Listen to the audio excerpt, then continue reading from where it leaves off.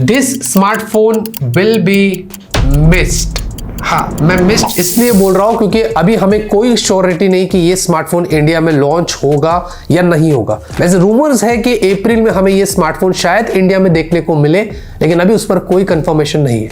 तो जब तक वो लॉन्च नहीं हो रहा है तब तक we will missed this smartphone. और जब हम मिस्ड करते हैं उसको तो उसकी वजह बतानी पड़ती है, और आज इस वीडियो में आपको उसकी वजह बताऊंगा। क्योंकि कॉम्पैक्ट स्मार्टफोन की मार्केट इतनी ज्यादा नहीं है इंडिया में। S25, Pixel 9, iPhone 16 जो कि रूल करते हैं। अगर लोगों को एक कॉम्पैक्ट स्मार्टफोन चाहिए, फ्लैगशिप एक्सपीरियंस चाहिए, तो वो एक ऑप्शन दिया गया है। बट इसका भी एक ऑप्शन होना चाहिए था वीवो की तरफ से। अब यहाँ पर दोस्तों ये हमारे पास चाइनीज वेरिएंट है, लेकिन जितना हो सकता है उसके बारे में आपको बताएंगे। आगे बढ़ते से पहले चैनल को सब्सक्राइब करिए, लाइक करिए, शेयर करिए, सपोर्ट करिए। और क्या लगता है दोस्तों, क्या वीवो को ये स्मार्टफोन इंडिया में लॉन्च करना चाहिए, नहीं करना चाहिए, कमेंट में जरूर बताना।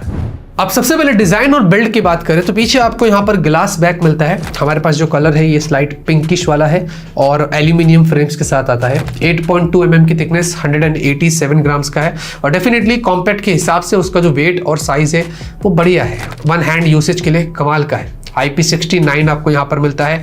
डुअल स्टेरियो स्पीकर्स है, आपको डुअल माइक यहाँ पर मिलता है, डुअल नैनो सिम दिया गया है, अंडर डिस्प्ले फिंगरप्रिंट स्कैनर। लेकिन ये X200 Pro की तरह अल्ट्रासोनिक नहीं, बल्कि आपको ऑप्टिकल मिलता है।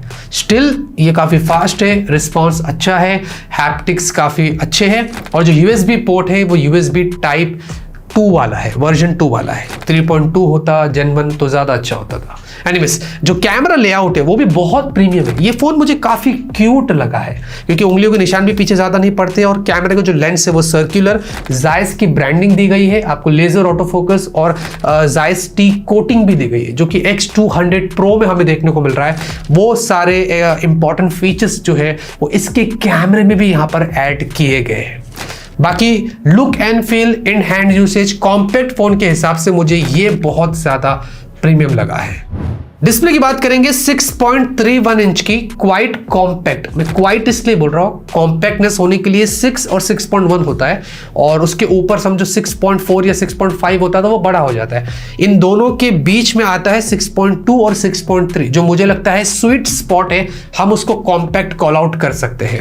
जैसे कि S24, Pixel 9 अराउंड 6.2 और 6.3 के है, ये भी आपको कुछ वैसे ही देखने को मिलता है। ये एक फ्लैट डिस्प्ले है, बेजल्स बहुत कम है, आपको पंचोल यहां पर छोटा मिलता है। इसमें 4500 निट्स की पीक ब्राइटनेस है। इसके अंदर बहुत जबरदस्त आपको क्लैरिटी मिलती है, इंडोर के साथ साथ आउटडोर में। ये 10 बिट डिस्प्ले है और HDR 10+ का सपोर्ट है। 1.5 के रेजोल्यूशन है, 120 हर्ट्ज की आपको हाई रिफ्रेश रेट मिलती है और ये एक AMOLED LTPO वाली डिस्प्ले है।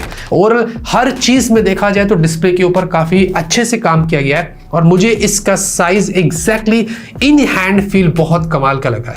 मैंने सैमसंग भी यूज किया हो, पिक्सल भी यूज किया हो, but I don't know why ये थोड़ा सा मुझे अपीलिंग लगता है जब मैं इसको होल्ड करके इस्तेमाल करता हूं।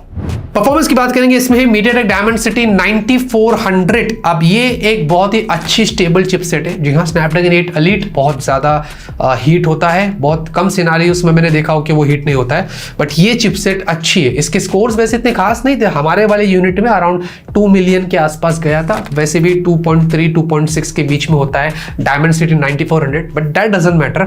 ये फोन उस मामले में भी ज़्यादा हीट नहीं होता है, इसके थर्मल्स काफ़ी कंट्रोल्ड है और उतना ही आपको पावरफुल भी देखने को मिलता है। LPDDR5X, UFS 4 और 12 GB की रैम, 256 GB स्टोरेज से ये स्टार्ट होता है।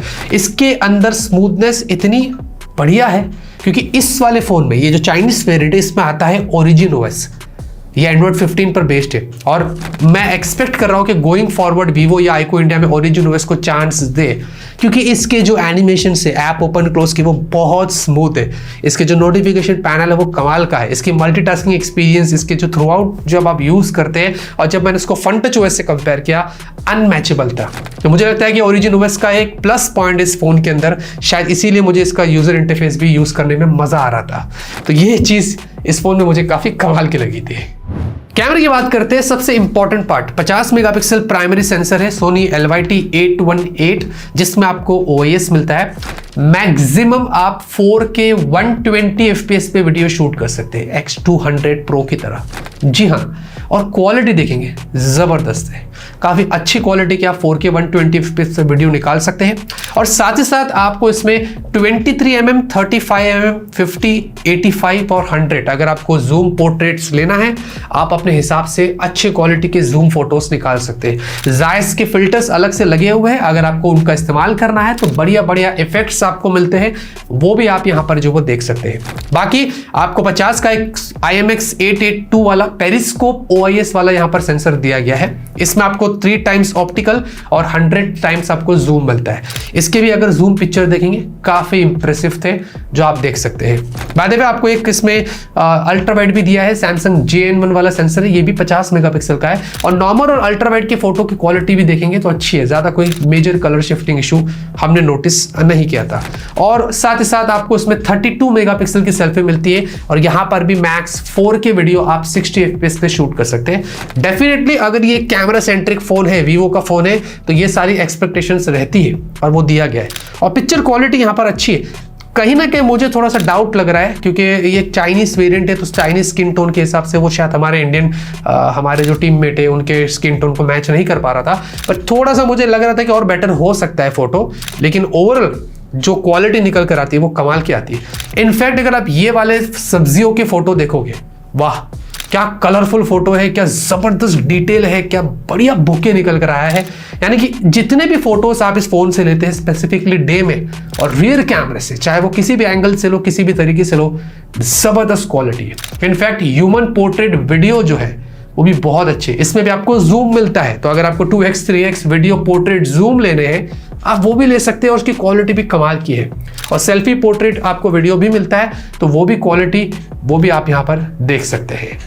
नाइट की बात करेंगे तो नाइट के फोटोज ओवरऑल अगर आप रियर कैमरे से लेते हैं तो काफी अच्छे।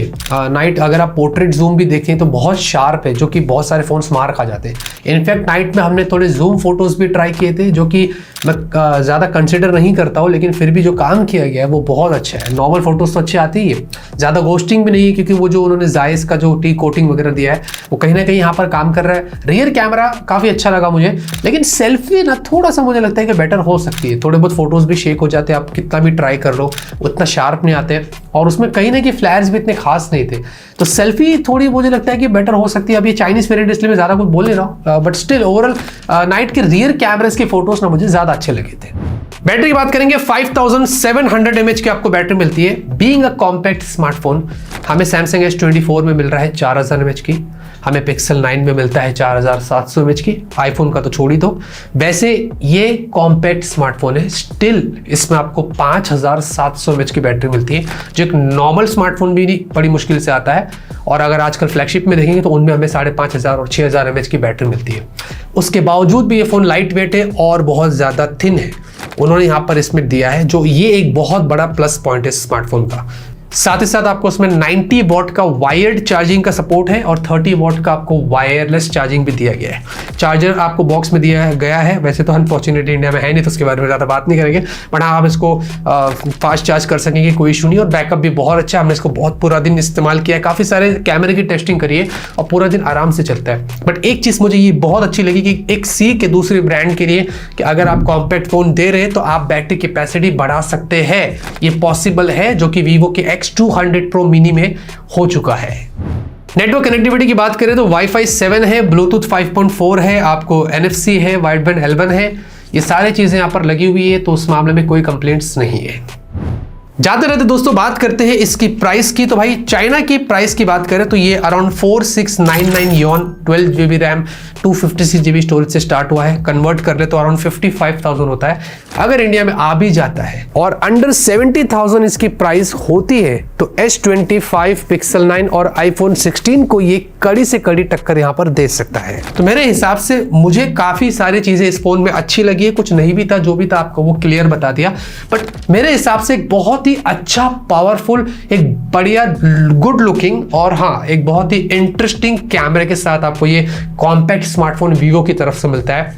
तो मैंने आपसे वही सवाल किया था कि क्या आपको लगता है कि ये स्मार्टफोन इंडिया में लॉन्च होना चाहिए या नहीं होना चाहिए, कमेंट में जरूर बताना। लाइक करिए, सपोर्ट करिए, सब्सक्राइब करिए। तब तक के लिए ऑलवेज कीप स्माइलिंग।